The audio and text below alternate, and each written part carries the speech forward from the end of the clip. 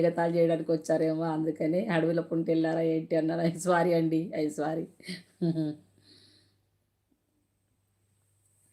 తండ్రి నీకు స్తోత్రం. గొప్ప దేవా, నాగరాజు కుమారుడు మోహన్ గారిని నీ చేతిలో పెడుతున్నాను తండ్రి.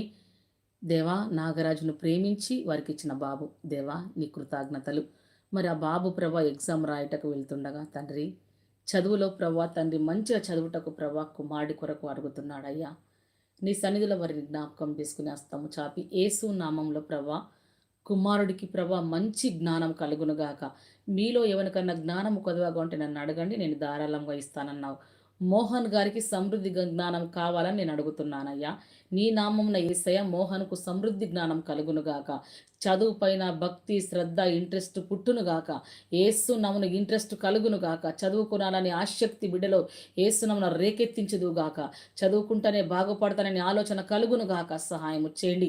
ఎగ్జామ్కు వెళ్తుండగా ఏమి రాయాలో బిడ్డ మీద నీ దృష్టి నీ ఆలోచన ఉంచి బిడ్డకు చెప్పండి. బిడ్డకు ముందుగా వెళ్ళండి. ప్రతి ఆటంకమును ప్రతి డిస్టర్బెన్స్ తొలగించి ఆ మైండ్ను హృదయం ఏసునామమున సమాధానంగా నిమ్మలంగా ఉంచుదుగాక. ఎగ్జామ్ అన్నిట్లలో బిడ్డ విజయవంతంగా ఉంటకు సహాయము చేసి నీ కంచె వేసి కృప చూపమని ఆటంకములను తొలగించమని